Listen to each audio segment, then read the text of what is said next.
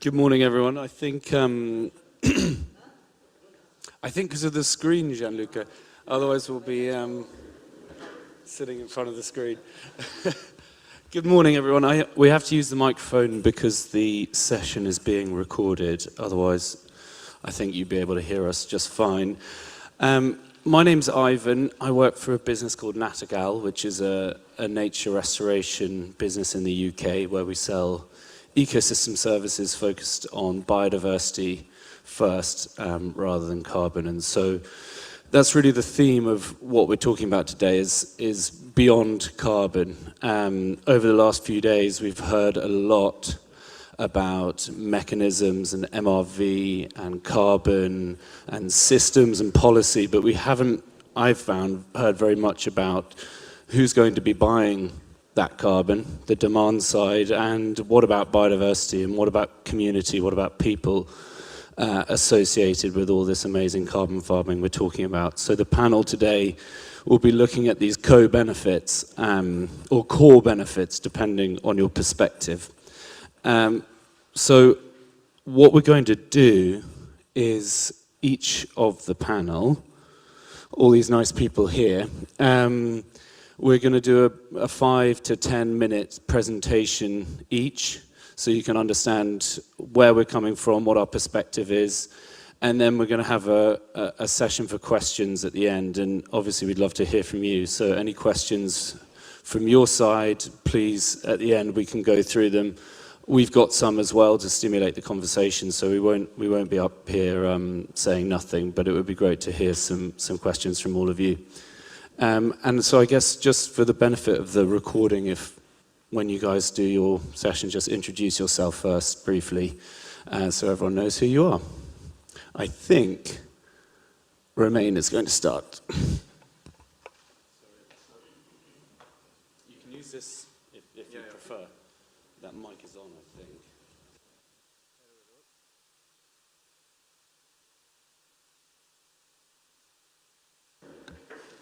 Hello, hello. It worked. So, hi everyone, for the brave who are still there on Thursday morning. I'm Romain Boulet and I'm lead science and technology at Sol Capital. Our main focus was carbon because there is a market, there are a lot of methodology existing around carbon, and it was one entry point into regenerative agriculture and resilience of our ag-food system at first. But of course, resilience is not just carbon, it's far larger than that. So that's why I will present a bit our approach for Beyond Carbon in a few minutes, and then I hope we will have an interesting open discussion together. So what I will talk about is, I know, and as you said, there are not a lot of buyers at the Carbon Farming Summit, but how we can deliver beyond carbon indicators and data for corporates. So what we do at Sol Capital, but I think with all the data we are gathering for carbon, many of us can do. We've created a Beyond Carbon calculator to just be able to make sure that farmers making effort on the field can bring value to the corporates who are buying their product. And so how we do that, we do not want to bring more administrative work to farmers because collecting data for GHG assessments and carbon removals is already a lot for farmers. So we try to see how with those data needed to run process-based model, for example, for carbon assessment, how can we deliver other indicators that help farmers going further in their transition, better understanding the resilience of their system and how they can improve, And so we use those data from the carbon assessment. We enrich them with open data and science. Then we put some contextualization based on where the farmer is, what is his system, etc. And then we aggregate all this information into one RedGenAC score with different components. And then we are making sure that the corporate at the end understand how resilient his farmer and his value chain can be with program like this. And so we'll not go into too much detail, but we can discuss after. Basically, with all the data and open data we are using, we've built 32 indicators gathered in 5 main domains. So the first one is obviously climate, and that's what we discussed the last 2 days, carbon. But we opened that to have also water management indicators, soil health, biodiversity, and socioeconomics. And everything is then put in one RedGenAC score for the farmer. And how it looks like, and after that I will give the floor to my colleagues, but how it looks like for a farmer. So a quick example I think that is very important to remind also to the EU Commission is that, yeah, the GHG footprint is interesting, but it's only one way to look at the problem we have in front of us. And so you could have 2 farmers, 2 neighbors having exactly the same GHG footprint, but when you look deeper at other indicators, water management, soil disturbance, etc., you can have 2 very different systems. And having the farmer beneath being far more resilient and far more advanced in his transition than the farmer above. And so that's why it's really important to be much more open-minded than carbon, because RedGenAC is a holistic topic and not just one indicator. And so a farmer can see on all the indicators and on all domains where he can improve, and we can, anybody on the field, not Soul Capital, can help him, advise him how to improve on those indicators. And for corporate, we can gather multiple farms of the value chain and give a report, a dashboard every year to show, okay, how the value chain is evolving, what are the critical points, and there is no one story. So maybe you will have a corporate saying, okay, I want to focus on water management, and so I want you to help the farmers improving on that score, and other will focus on soil health, other on socioeconomics. So it just, the goal of those type of calculators, it's not just to give a fixed journey for the farmer, just we have the data, and how can we make sure that they are valorized and help everyone to get better.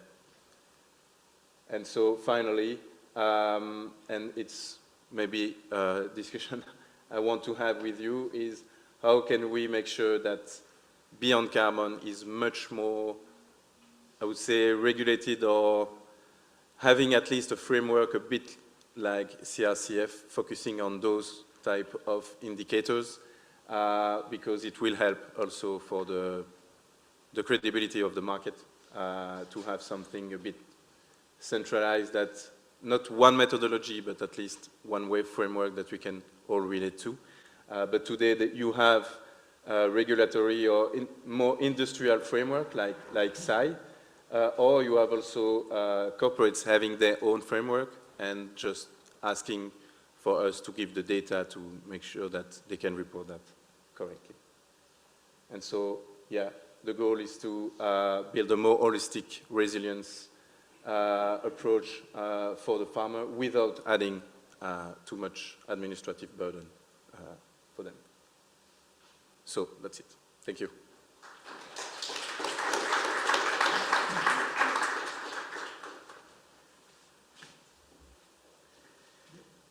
Hello.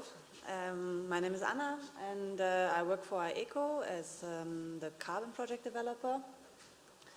And here today, I'm on behalf of the Live Biodiv crew, which is a live project that ECO is part of with a consortium of other members. And yeah, as an impulse, I want to bring some insights from this Live Biodiv crew project, which we are part of, where we are developing biodiversity credit projects in European wetlands. So like I said, the Live Biodiv crew project, maybe to say first, it's like Inga says, my colleague, is a weird animal in a live context because it's only a 2 years program. So it's very short. And we are asked to test biodiversity credits in European wetlands. And therefore the project has 4 main goals. First of all, we did an assessment and benchmarking of the existing biodiversity schemes out there to see which one works best in the European wetland context. So we identified two schemes that we are testing, which is the Vera Nature Framework and Wallacea Trust methodology. Then next, there were suitable wetland sites identified. There was a large screening of potential pilots where my colleague Inga, who was sitting in the back, was leading that from Eurosite together with ILO. And then my part for ECO, we are working on actually testing then the application of these selected biodiversity schemes on the pilot sites. And in the end, there's also a piece where we're testing the market appetite for these projects. So who's actually buying or who would be interested in buying these biodiversity credits. And right now in the project, so we have selected the biodiversity schemes that we're testing. We have our pilot sites and the pipeline of other projects. And now we are actually starting the development under the schemes. And this is what we are doing with our ECO. So and I just wanted to bring you one pilot site to make it a bit more tangible maybe. It's called Janmarupe Bog Woodland. It's in Latvia, and it's a fairly large project of almost 1,800 hectares. So it's a bog woodland. It has been cultivated for forestry. There's also some smaller parts where there was peat extraction before. And we're now planning the restoration of this site with the help of biodiversity credits. And we selected the Wallacea Trust methodology for this site. And we're going to register the project under the Renew registry. And what we are doing right now is we are actually planning for the baseline monitoring of this project. So we're designing the monitoring approach. So which metrics do we choose? What do we collect? There's several expected restoration outcomes. I can run you through quickly. I mean, there's a large biodiversity component, of course. So we are expecting increased species abundance, improved habitat structure, and general greater connectivity of the bog habitat. Rewetting a bog woodland has also a great impact on the preservation of the peat soils, potentially even new accumulation. There's greenhouse gas emissions which are reduced. Of course, local cooling as well. And then there's also the water part, so we will stabilize water levels. There will be improvement in groundwater quality. And there's also a social component to it. So there's some people living close to it that used to go for walks and recreational purposes into that bog woodland. But then how do we measure these outcomes, right? So we are now at designing the monitoring metrics to do so. And for me, this was new. I'm new to the biodiversity world, and I thought it's interesting also to share with you. So the Wallacea Trust methodology, they asked us there's also this basket of metrics that we are designing. There's non-structural metrics and structural metrics. And what we're now selecting, and we are going to pre-approve it under the methodology, is that we are monitoring for vascular plants, for mosses, for dragonflies, for amphibia. And then there is the structural component where we're looking at sphagnum moss coverage, canopy cover, and water table depth. And maybe to also fuel our discussion later, so far in this live biodiversity Biodiv crew project, our learnings were that if you want to develop a biodiversity project in Europe, the scale matters. And that is very challenging in the scattered European landscape. So there's surely a great challenge. We can also only recommend to engage with the selected biodiversity scheme early, because there might be some additional standard-specific requirements popping up, and it will delay your whole process. And then as for like developing a nature project, there's also the transparency of costs missing. So we are relying heavily on best guess to do like some kind of financial modeling to understand, okay, like what prices would we need to obtain to actually make this project economically feasible.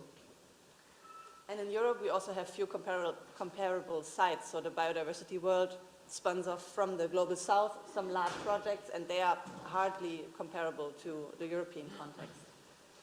And I think for the discussion, one thing we keep hearing is if you can do carbon, go with carbon, and forget about biodiversity, put it on top as co-benefits. I think everybody is telling that.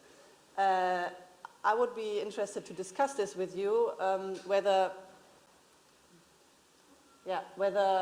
this is actually true, whether this is the only way we can go to unlock finance for biodiversity projects, or whether we should actually try to push for building a proper nature credit market in the EU. So, yeah, that's it. Thanks.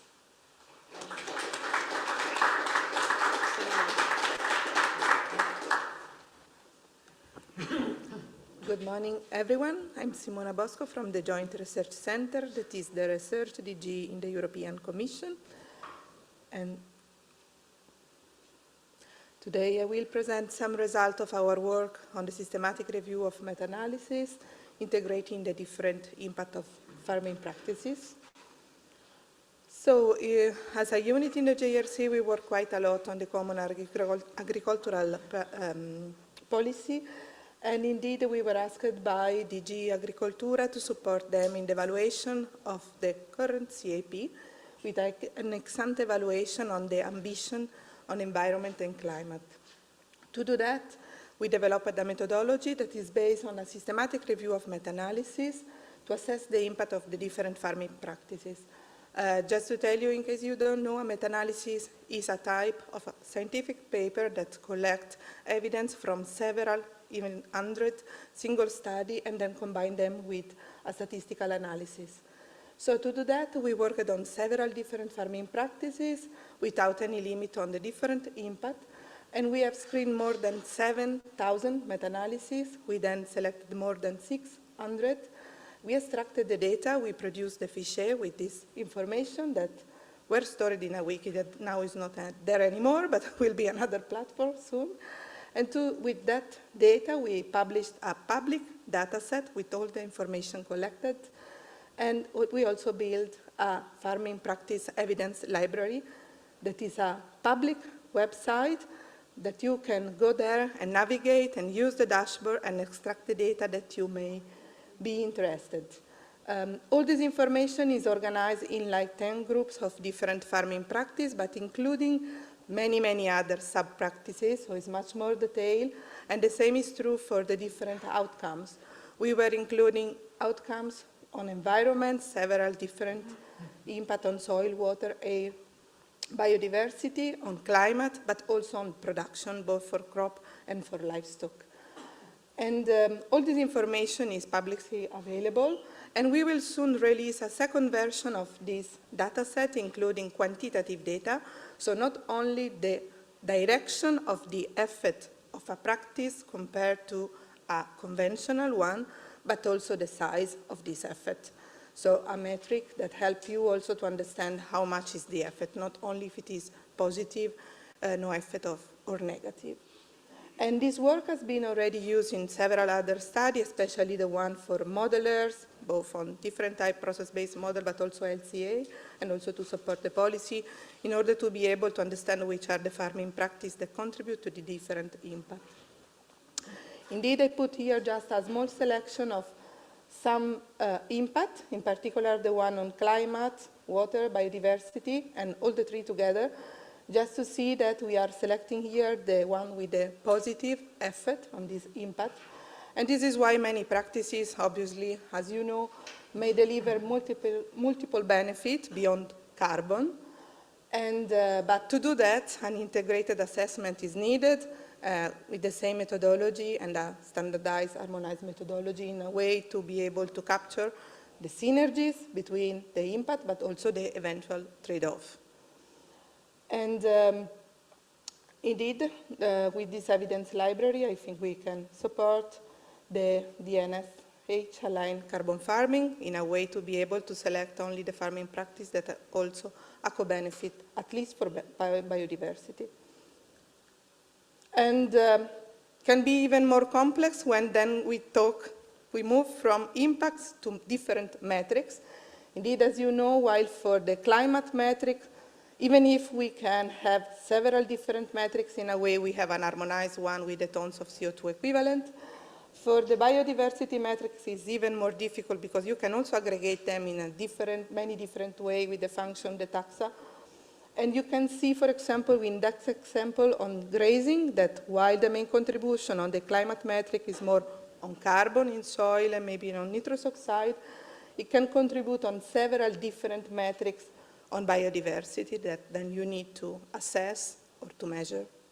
It can be also a problem to have a baseline for the different metrics.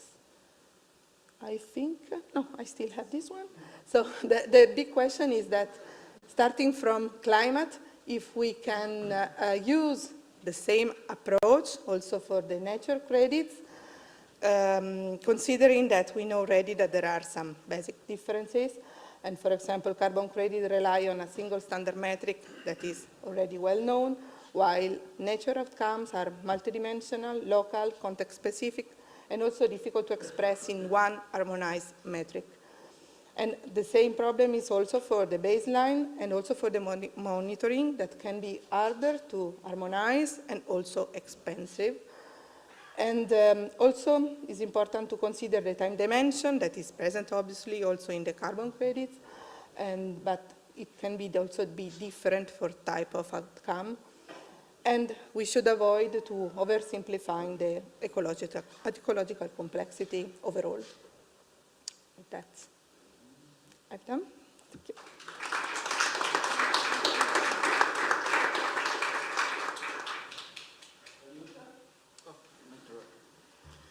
Thank you. I'm Gianluca Bagnara. I represent Cacolon, that is a farm, simple farm. We are located in Italy, just 200 kilometers south here in Emilia-Romagna region. It's a farm with in organic, about 40 hectares, and so our first economic target is revenue. While we are certified organic, but 7-8 years ago we started to deal with the soil issue. We enter in some EU project, LIFE, and now Horizon, and so on, to improve the soil fertility. Why? That's the main reason. In the world scenario, the total factor productivity in agriculture is slowing down. In Italy, it's even worse. So you can see we had an increasing from the 80 to a few years ago, 15 years ago, in total factor productivity, but now we have a reduction, minus 1% per year. That means if we put more water, more fertilizer, more pesticide, more or everything we want, we get minus 1% per year. So that is the main reason. And this slope is speeding down every year. And we need to reverse this situation.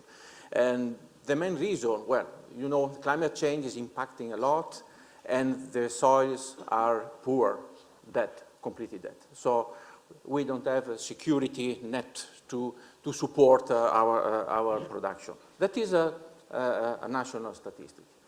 And so that's why we start to a different approach, first in organic, but organic is not enough. So not just change the way to protect the plant, but change the way to support the grow our crops in vegetables. So starting from the territory, agriculture, processing, and so on, adopting an integrated approach of value chain up to the final retailers in order to transfer the values, also the environmental values of our production down to the consumer. This is a matrix explaining the protocol we adopt, requirement from the soil, soil parameter to keep under attention and our agronomic practices. Simply adopting a very strong crop rotation, including also green manures, cover the soil with bioplastics, drip irrigation, and so on. So preserve, first step is preserve, manage to preserve the soil as much as possible. Our tracks are satellite control in order to have a precision management in the field, and the water management is controlled by a computer, and so everything is controlled. Now we have to think about how to convert this issue in value. We start to collaborate with FAO. We are members of the Global Soil Partnership of FAO and NetSob, Networking of Soil Biodiversity. And so we start to think about how to combine carbon issue in the soil, so carbon credits, and biodiversity credits of the soil. In order, well, the main target is how to mainstream the value of biodiversity of the soil into the value of carbon, since in carbon we have a market. In biodiversity, it's not clear, still not clear the markets, potential market we have in terms of good. And so the vision is to, the research and the study we are running in the team of FAO is to mainstream soil microbiome, combining the value, economic value of soil microbiome into the value of carbon credits. That means, in other words, we have one coin and two faces, of course. One is soil organic carbon, the other part is soil microbiome. The value is more or less 50-50 in a biological issue. And we have to convert. Another variable we take under consideration is this system is not stable at all. Is quite is a biological system, a living system, so we have to keep under attention the ratio carbon and nitrogen. That means the process or mineralization or the process of stabilization of the living part in the soil we have. This is the target of Horizon project. We are pilot farm of this Horizon project. It's Naturscope, started a few months ago to estimate the flow, the fluxes of nitrogen and the relationship with carbon impact on the stability of carbon inside the soil. That is our economic, biological, agronomic coin. We have to convert into market. Economic market is natural credits combining carbon credit and biodiversity credit. So, same coin, two faces. In carbon we have some markets. It's a chaos right now since we have the bulk of the market is avoidance credit, not removal credit right now with low value. And in the current market, credits is a good, tradable good, but it's not transparent at all. I'm talking about in the world scenario. So natural credits is given by the change in the carbon, organic carbon, combining with the change in the biodiversity index. That could be a tradable good. But what happened, what is going on right now in the economic financial market? The economic market is less and less tangible and more intangible. I mean, just to give you figures, about 60% of the current financial flow are out of bank. That means new non-bank institutions are entering the market more and more, and the official financial institutions are less and less in the market. This is data of the European Central Bank. The next step, not future step, today's step, is the process of the disintermediation of financial institution and citizen. Digital euro, we started last month to enter in the process of experimentation of digital euro, is a process to reduce the distance between the central bank and citizen. So less institution in the middle. The market of digital coin needs a new figure that is how to connect digital currency with something that is tangible. So since we don't have accredited institution in the middle between central and citizen to guarantee the real value of the currency must be linked in some way to something that is tangible, that is a stable coin. 50 years more, right after the Second World War, the dollars was linked to a basket of raw material to guarantee the value of the currency. After that, the Bretton Woods with this system was broken to allow currency to be printed, there were more currency, so to create inflation. This new market of the tangible coin, stable coin is called, need a new raw material, but all the main raw material now in the world are under monopolistic situation. I'm talking about the gold, oil, rare earth, any kind of raw material are controlled. What kind of new raw material we have that are free in the market, not inflationate at all? CO2 and biodiversity. These are new raw material we can deal with. And so now we are managing to use, to connect this kind of credits, the coins, combining with the two aspects, biological, ecological aspects, into this process of, as a value chain, agri-food value chain, we have many of these instruments already in place. When we talk about natural ecosystem, production of services, natural capital, economic enhancement of nature, environmental markets is already played. When we talk about blockchain, tokenization, that is a strange thing. I don't know what does it work from an IIT point of view, but in the agri-food system, we have full traceability of everything. And so we need just to adapt the tool we have already in place in the agri-food value chain through the current certification process, organic, global gap, IFS we already have, adapt them to the stable digit market. And so from real assets to blockchain, we already are here. And just to adapt to the digital token to enter, to work as not as a real tradable good, but to work as collaterals of a financial market. That is a new role of the natural capital we have in the value chain. Thank you.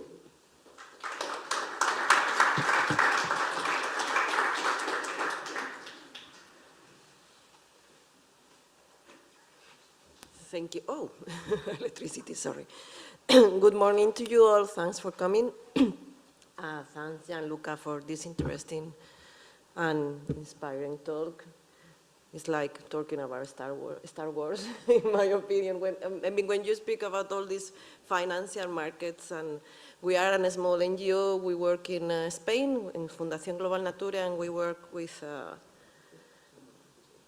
yeah.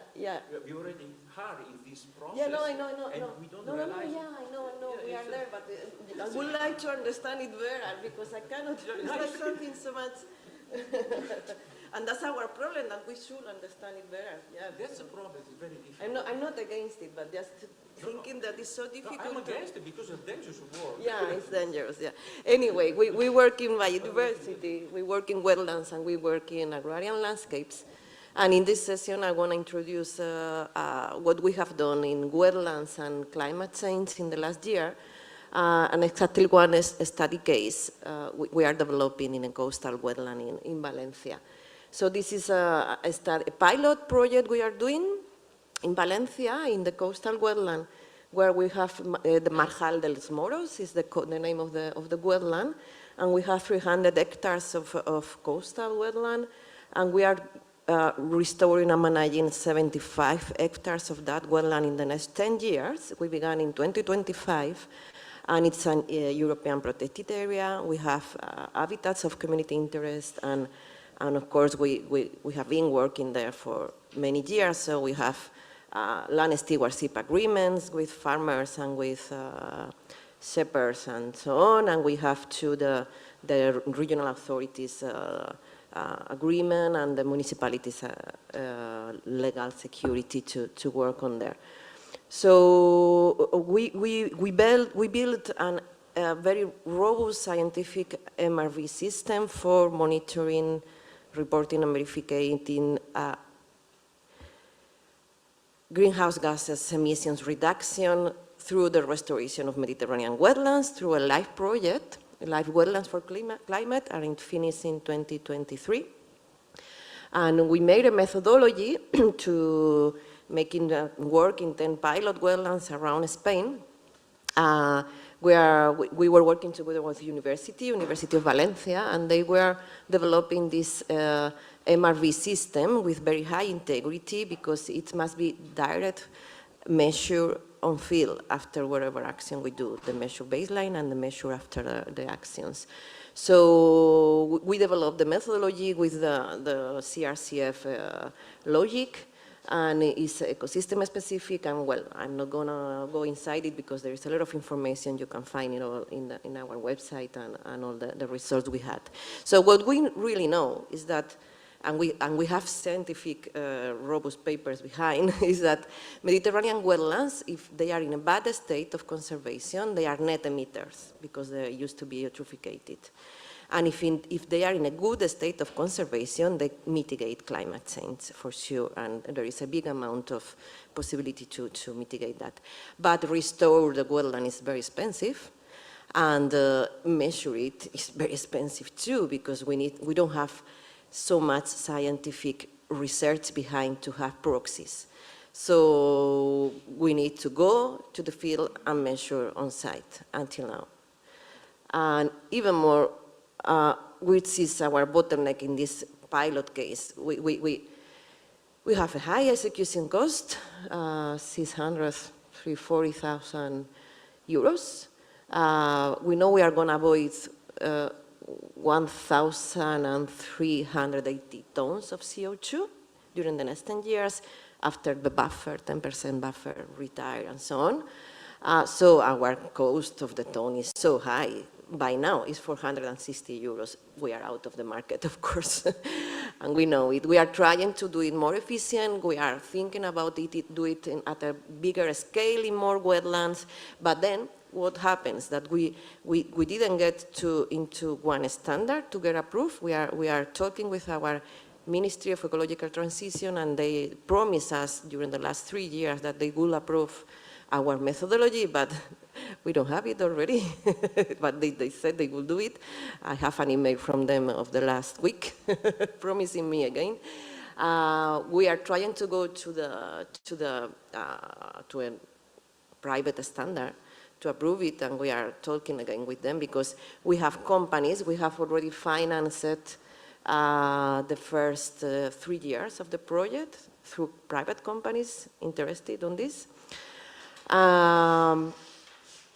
But well, we are in the pathway to see what to do next, because we are restoring wetlands in Spain. We are restoring a lot of wetlands, not only this. We have a lot of live projects. We have private finance to restore wetlands. We are compensating water footprint of big private companies to restore wetlands. So what we want to do to take action, and we need other frameworks to help us, because we cannot measure everything and know everything. So, but we need action. We need to restore. Mediterranean wetlands are very degraded.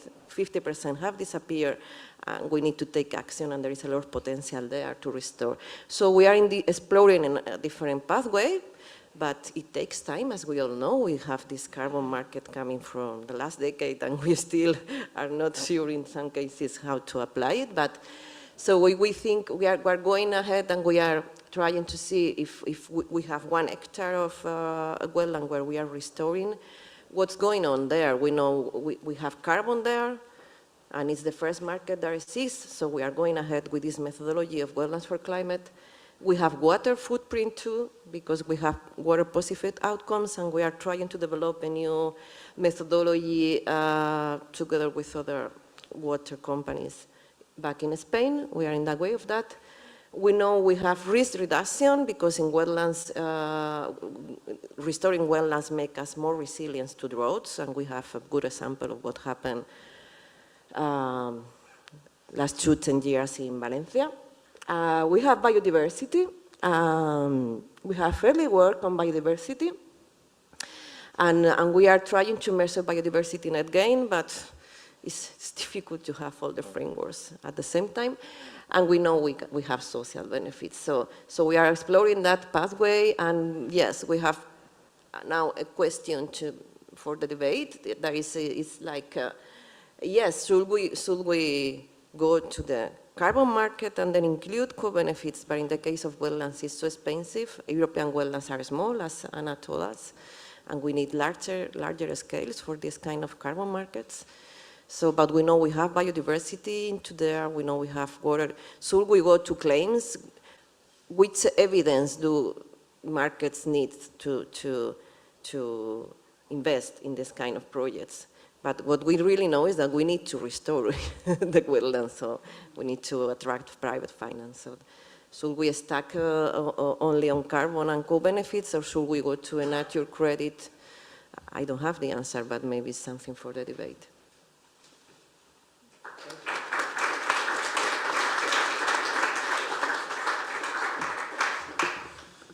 Thanks, everybody. I'm not sure I'm going to add anything new now, with you guys having been before me. But first, just to quickly introduce Nattergal. We are a nature restoration business. We're founded in the UK. And again, over the last few days, I think, coming into Europe and the EU, my perception of the last couple of days has been it's either farming or it's forestry. This is the first time we've spoken about wetlands today. So it's either farming, forestry, or maybe wetlands. And so my question is, what about wilderness? What about functioning ecosystems? What about, forestry is planting, it's creating timber, carbon on the top. Farming is creating food, carbon on the top.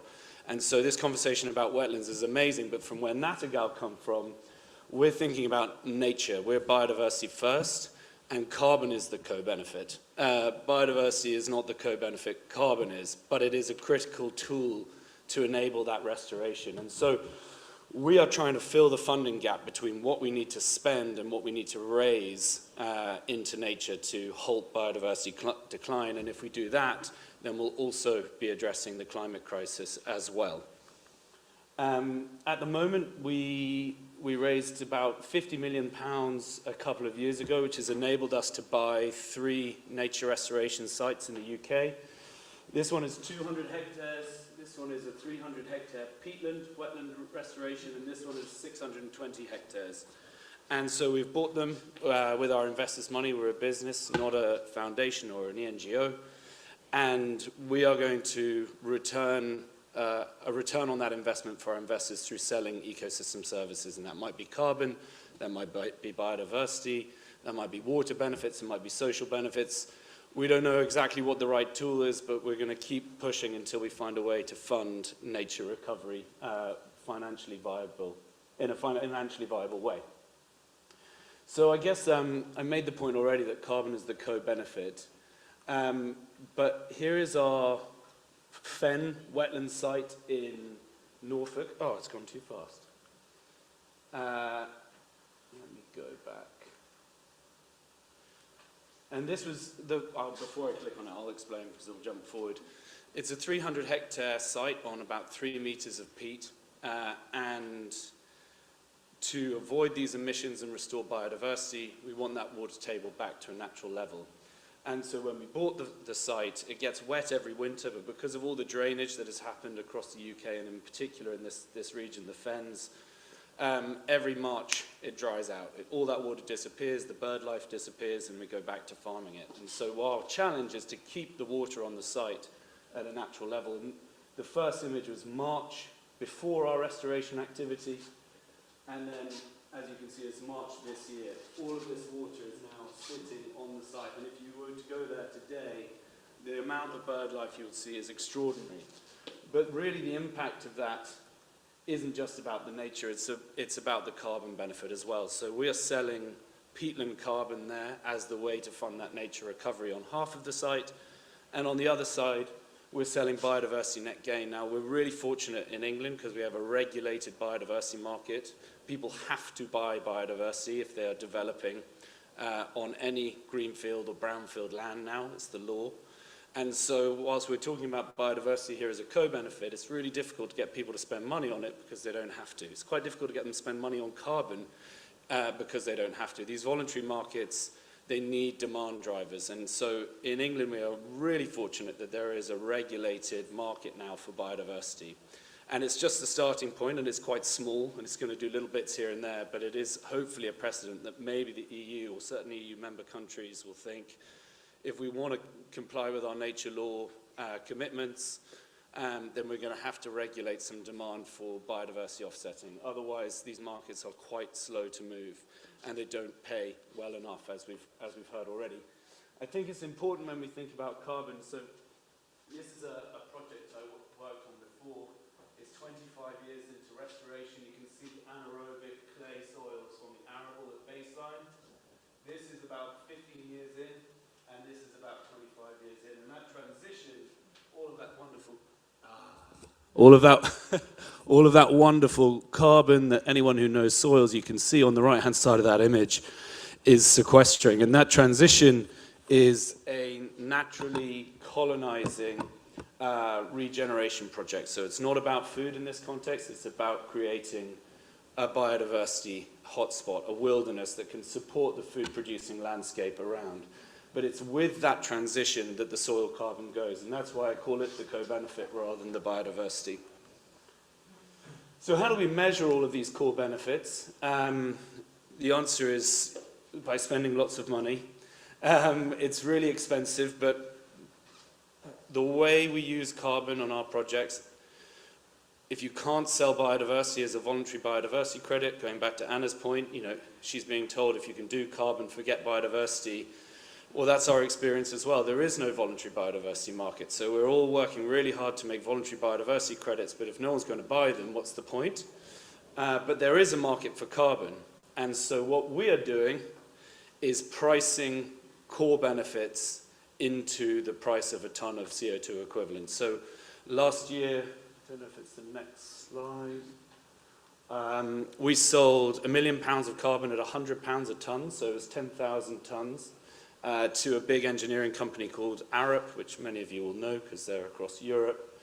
We also sold at €120 a ton to Naturalis, the Natural History Museum from the Netherlands.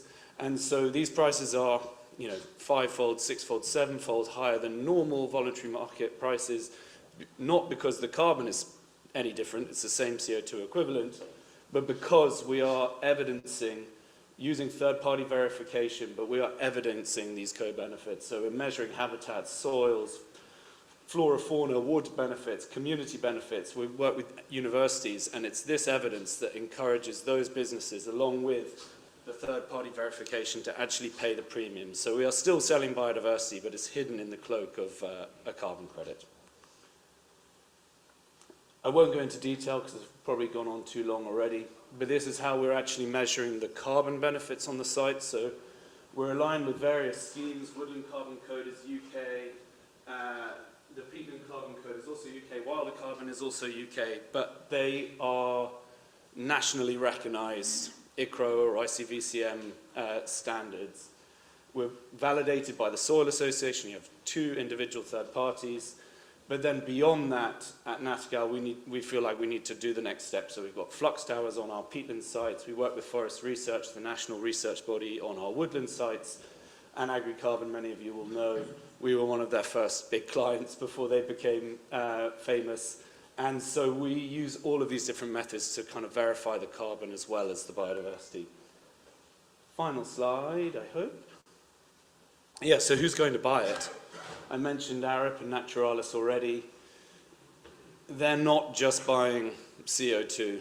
They are buying the ability to bring their teams out to the sites to see and work on the projects. They're buying data, they're buying evidence around social benefits, they're buying data and evidence around biodiversity benefits. And that's so important when we talk about core benefits, because whether you're trying to address climate crisis, or you're trying to address the biodiversity crisis, or you're trying to engage people back in nature, the health crisis, you have to be able to evidence it, because with that evidence you will get the price which actually begins to move the dial a little bit. I think that's me for now.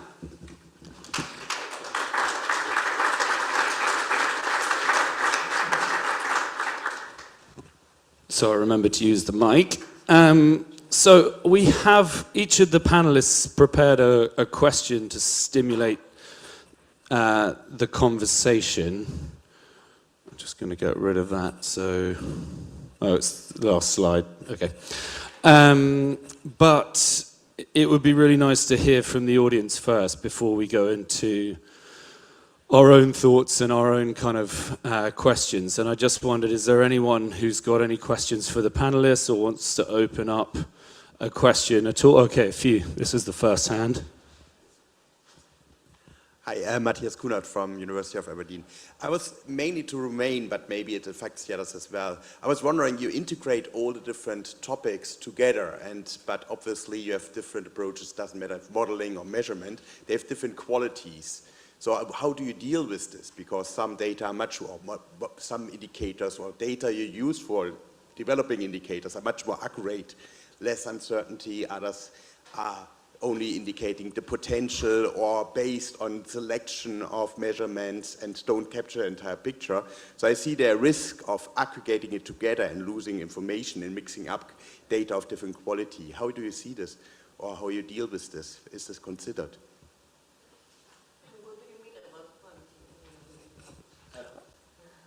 Quite simple. Certain things you can measure on a point and or model more accurate than others. Biodiversity, the question is, do you go for soil biodiversity, plants, whatever? You cannot capture everything. You have certain indicators. Some schemes only capture the potential rather than the real value. It's also a spatial question. You have different aspects about scale, about other aspects. And you need to integrate this. And I saw especially Romain integrated these values. And I just see that if you integrate this to one value, then you mix up data of different quality. And I was wondering if this is hiding something. Do you have thinking about weighting? I think it's better you also show it individually. So if you can, the people have a choice, so I don't blame it. But just for me, it was the question, if you were thinking about this, if you have solution or thoughts in which direction you want to develop this. So I guess in short, how do you choose the metrics that you measure? How do you define their integrity, and how do you measure them against each other? Yes, so clearly quality is a big question. What we are trying to do is, or at least our motto, or my motto is that there are plenty of data out there and existing science out there that is already good enough to start. Of course, we or other project developers are not perfect. The goal here, the main goal is to how we can stack revenue for farmers and make sure the transition is happening. And so a bit like the Naturalis approach, even if we are using completely different measurement techniques and more measure on their side, more modeling on our side, it's the goal is to, in the end, make sure that the ton of carbon is sold at a higher price. And so I think today there are many different approaches out there. Many different quality. what is interesting is that they are out there, they are existing, and there is a role of us out there and EU to say, okay, plenty of approach, how can we harmonize that in the future? So clearly, I will not speak, I don't think it's a question of quality, I think it's a question of consistency. We need to have a more harmonized approach in the future and learn by all the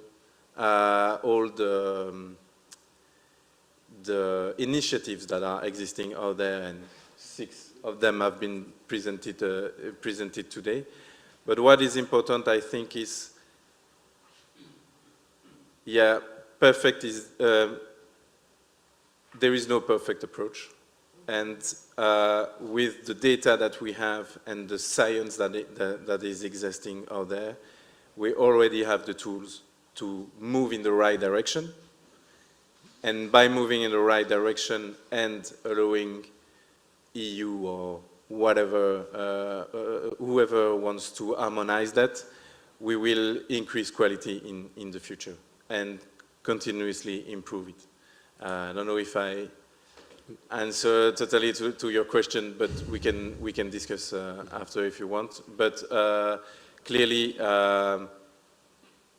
modeling is not perfect, but at least, yeah, it brings the system and resilience in some kind of the right direction. And let's discuss scientists, modelers, policy to harmonize that in the future and make sure that the quality is rising together. Yeah, and I don't think anyone's claiming to be perfect.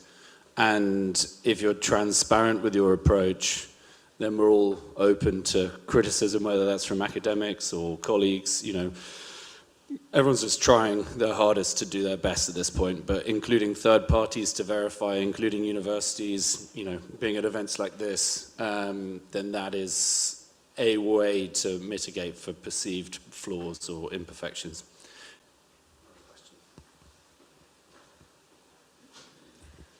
Gerard Durasinski, professor of peatland science from Germany, and we had wetlands yesterday already, so so it's not the first time, but I'm happy to have it here again and also prominently. And I just wanted to ask you, Simona, because I've seen a mismatch, because you said, yes, wetlands are so important and we deal with them and we go for them, and also like the carbon is just the co-benefit of what we do. And you had this overview of co-benefits, and peatlands were only for the climate, but not for the water and not for the biodiversity. And I was really wondering about it. And before you start, I also had a question to Gianluca, because you said about this declining agricultural yield growth, but isn't it, I'm an ecologist, a landscape ecologist, isn't it also like we can't expect ever more growth in agricultural yield? It's rather like we should maybe go for less and then have a lot of co-benefits for nature and landscape. So these 2 questions I have. I saw this as well, so I'm interested in the answer. No, it's true that I started collecting the different impact on top of the carbon, but for sure there was a result on the peatland restoration and conservation. And then that are a big group of sub-practice, but there are many other results and also many other impact. And then it depends a lot on what we found in the literature, because the problem is, since we were working at the meta-analysis level, so already collecting single study, there are not always meta-analysis on everything, on any impact. And for example, usually biodiversity is really one with a lack of results. We have some data. Good, good to know. Yeah, it's true. We are losing production in agriculture right now, even though the world demand is increasing, but the agriculture system is no longer in the position to support the growth. My explanation, very simple explanation, is that we lost most of the diversification of the ecosystem around the agriculture and production. Agriculture is no longer part of an ecosystem. It's just, it's no longer planned according to the value of the land. I am a land economist, and so agriculture was a piece of the land system. Now agriculture is planned according to the value of machinery, to the depreciation. We need to depreciate to support the amortizations of machinery, and so we are planning agriculture in this way to combine the economy, not to, according to the value of our land or of our ecosystem. The final result, we are not stabilizing the production, we are decreasing the total factor of productivity. Well, of course, we don't talk about it. There is a fault of the agricultural system, especially of the representative of farmers, because it's difficult to afford from a political point of view, this kind. And so we just ask money from CAP or from other to compensate this loss. That is a main mistake. It's a dangerous, real danger for agriculture. Thank you for the question. Go one, then two. You next. Hi everyone, I'm Ricardo Beck from Azoya Projects, as an enterprise in Spain, small one, that developed a methodology for regenerative credits. Didn't succeed that much, but I think that there is still room, and I'd like to see it happen here. But my question is, what are the uses that the financiers, let's call out them, can use of the information that is gathered from the projects that are beyond carbon, and in terms of compliance with their sustainability strategy, ESG, because I even saw your presentation that the carbon is a co-benefit, but at the end the unit that is sold is the CO2 anyways. But just to see if we, at least in this small room, we can agree on what is actually what the other side is financing and to use for what. Good question. Would anyone like to start with that? Or I guess there are a range of reasons.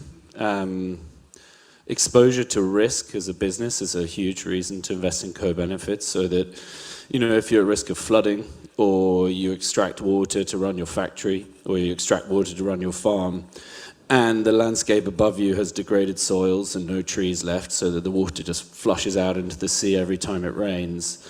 Investing in nature and soils above you is about way more than just carbon. You might use carbon as the way to do that. So exposure to risk, and water is obviously a key one. Drought, flood, you know, in every European country, from top to bottom, we're all exposed to this risk. So a huge thing is about business resilience now.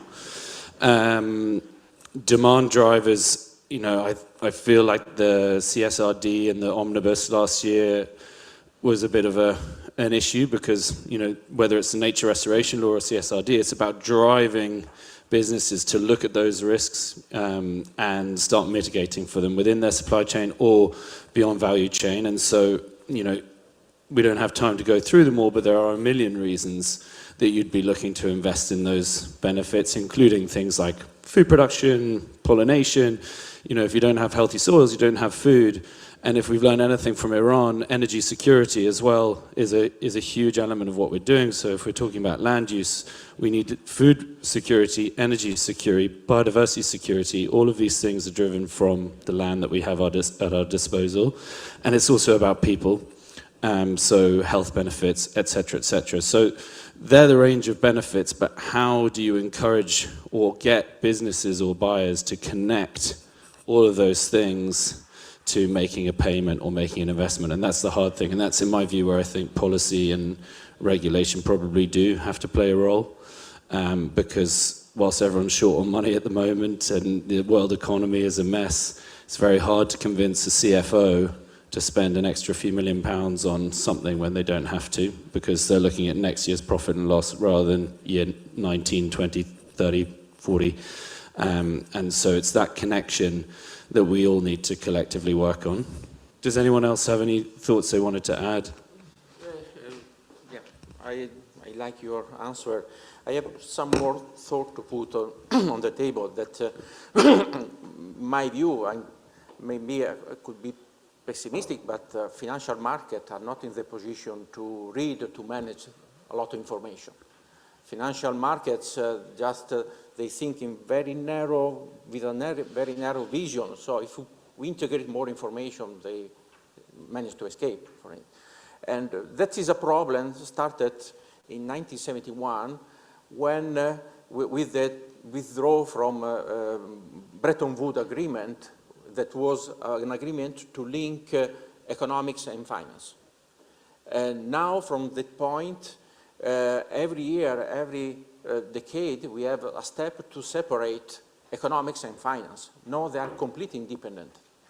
So when we talk about carbon credit, we are talking about something almost real, is a way to measure carbon stock inside the soil, and it's a kind of economic market.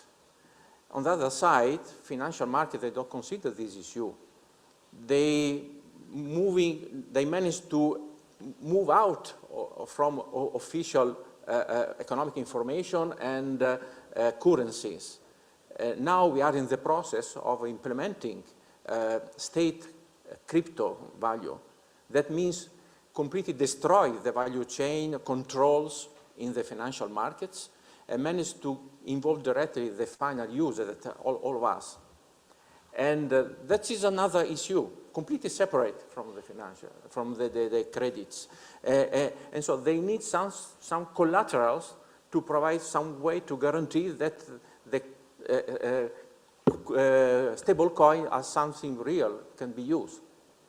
And so this is another issue, in my view, and we need to provide this kind of tools to this financial market. That, I repeat, they are completely separate from the economic side. Carbon credit or natural credits are not a good to trade, could be a collateral to support new financial system. This is my vision. Thanks, Gianluca. Vanessa? But it's a vision that is implemented by the institution. Just last August, Madame Lagarde, the governor of the European Central Bank, wrote to the Commission, EU institution, to inviting them to speed up in this direction. I'm talking the European Central Bank. If we go in US, we have the process of digitalization of the dollars from fiat currency to, and so the same process. The difference is that in Europe is managed by the European Central Bank, in the US by the president by himself. That's all the difference. The same in China. Yeah, well, in our experience and our opinion, we finance many projects with private funds, not only in wetlands, but even in farming fields and farming practices, and we are working with agri-food industries, big ones, and yes, they need outcomes, and they need outcomes monitored and verified by external assistance, not necessarily credits. They don't need to buy credits, but they need to have those outcomes and to have indicators to report under the CSRD, the directive with the ESG, environmental, social, and governance indicators. So yeah, they are about to do it. It's not something that they need to do it to report to the European Commission. Also now this CSRD is weakening under the European Commission. So we expect not too much, because we know a lot of agri-food industries that made good homework and made good work, and now they are thinking, I did it right, and now they are weakening the law, so those who did it worst are most competitive than me. So it's not fair, I think, in my opinion, and they are not very happy with that. But in any case, yeah, we need outcomes. We are regarding biodiversity, I explained it yesterday in another session called Carbon Plus Nature, but we created a framework with a basket of metrics for biodiversity to measure different indicators with different methods in farming practices, and now we are trying to translate it into wetlands. We are beginning this year We work on that for the last 10 years for farming practices, and it's ready. You can find it, the methodology, in our website if you are interested. It's biodiversity net gain calculation for agrarian landscapes. So I think thanks to that we are getting finance from agri-food industries to change farming practices, because they get biodiversity outcomes and it's monitored and it's verified, and there is a lot of robustness behind. They need that, but they want claims, in my opinion, and not too much credits, until what I know. So we think this is a pathway. Of course, we have this carbon market evolving, but even we are listening, there is not a lot of demand, and it's difficult. I think only if the policymakers make mandatory to agri-food industries or to industries or wherever, as they do in United Kingdom, you have the biodiversity net gain code and the peatlands code and all the big infrastructures that are building something big of more than 10 million euros or something like. There is some measure. There is mandatory for them, for instance, to restore nature, to invest in natural restoration and under the biodiversity net gain. Maybe someone from the United Kingdom can clarify this. How does it work? But in Europe, if we want that these markets, natural markets or carbon markets work, we need someone to pay for it, and there is not demand. Until now, private companies work by claims, with us at least. They need claims, so they need robust indicators, measured and verified. This is our experience. We'll do one. Remy. Just to build on what you said about the demand, even if we see that EU Commission is working hard on building that demand through the Buyers Club, etc., the demand is already existing. You have pioneers on the market that are already looking for those co-benefits going beyond carbon. And so from our experience of the ag-food business, having SBTi targets and so looking for carbon improvement that they will claim, they are also looking, even if it's not part of their claim, they are already looking for beyond carbon metrics.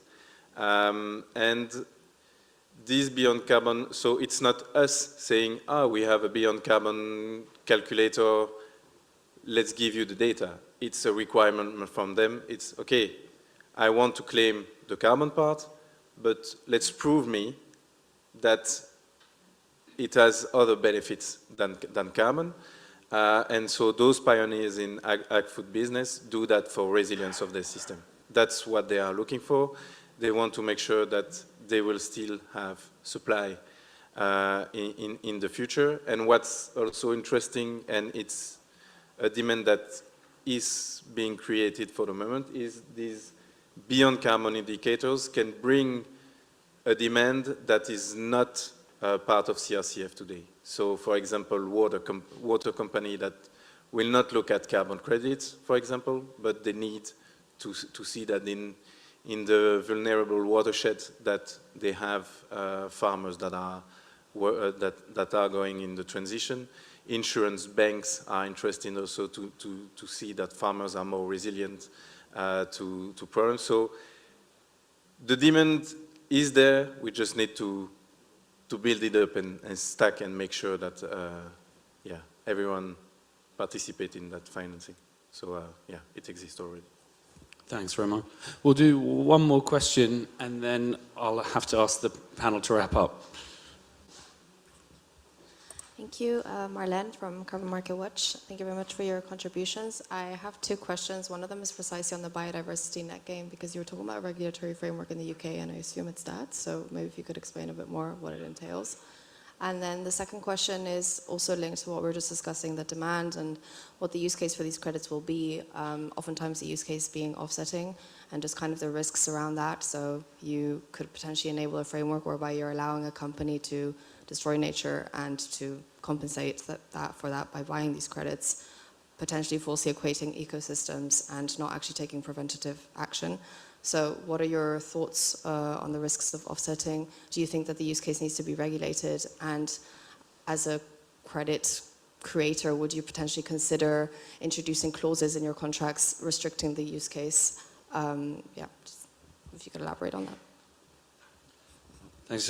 Just because, Vanessa, you mentioned it as well, the biodiversity net gain is England only, it's not UK-wide. And it is a piece of legislation that was introduced in the Environment Act, which is, I think, 2021, and only came live 2 Februaries ago, and it's been a slow, complicated start because we have a new government who tried to kind of dilute it a lot. But ultimately, it mandates that any development, i.e. housing development, offices, commercial, railways, any development that is being built has to offset their biodiversity impact. And it's calculated really quite simply, in some people's view too simply, but actually it works quite well based on habitats alone. So let's say you are building 10 houses on the edge of a village, you send in the ecologists, they survey where you want to build, and you count however many meters of hedgerow, what species are in that hedgerow, what condition it's in, you look at the grassland or the arable, you look at the trees, you look at the floodplain, and each of those habitats has a value assigned to it through something called the DEFRA metric. And so high-value habitats like a floodplain or an ancient woodland or a big, beautiful, ancient, open-grown tree, they have a very high value, whereas low-value habitats like modified grassland and arable have a low value. And so you then do your plan. This is where I'm going to put my 10 houses, and I'm going to plant a few trees and do a little meadow on the side and dig a pond. And you have to demonstrate a 10% gain in biodiversity, a minimum of 10%. And so with the on-site measures you've done, you might get to, I don't know, half of that. And then you look off-site for mitigation. And that's where someone like Natcal will come in. We're an off-site net gain provider, so we create the units. And the way the metric works, it financially incentivizes developments to stay local. So the closer you are to the development, the fewer units you need, the cheaper it is. And so the theory is most of your mitigation happens on the site, and then anything you can't do on the site is done relatively locally. But it's a free market technically, and so because it's so new, everyone's playing around with pricing, and there are lots of kind of innovations going on at the moment.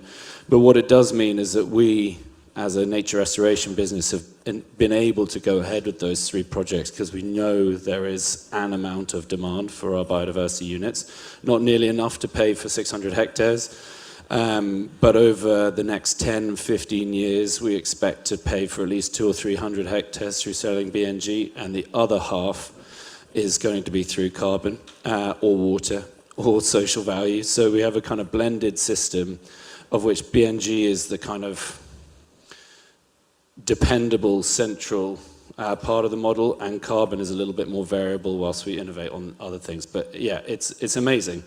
And most people within the nature world are really proud of it, but because the government are so focused on growth and building, they've obviously tried to dilute it to enable more growth and go ahead.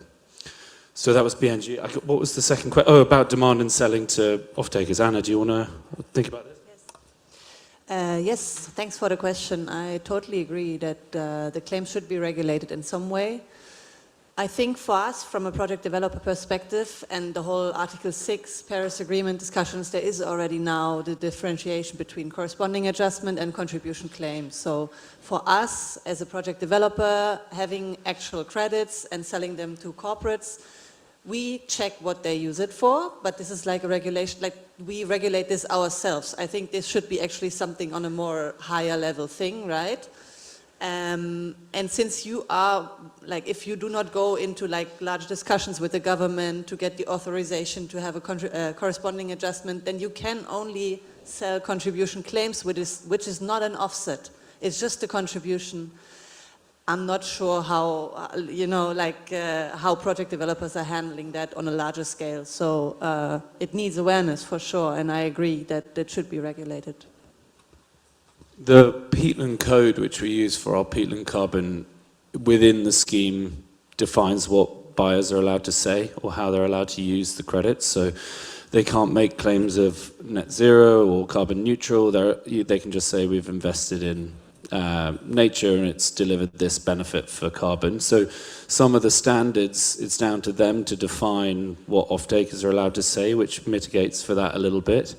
In the UK, we have something called the Nature Markets Framework, or Nature Market Principles, which defines how you choose, well, defines a lot of things, but one of them is about buyers. And obviously you don't need to sign up to it, but if you're high integrity, which we believe we are, the moment you sell to a bad actor completely undermines that, and any hope of getting a good value for your carbon will go down the drain. And so it's super important to us, both because of an ethical perspective, but a commercial perspective as well. If we undermine our integrity, then that's our whole kind of proposition gone. And so we use those nature market principles. We lean on the standards. So Wilder Carbon are the one that Arup bought the credits from us. They also have rules and kind of claim definitions. And so I think, in my view, the standards that you're working with, they have a large part to play within kind of shaping the high integrity market as well.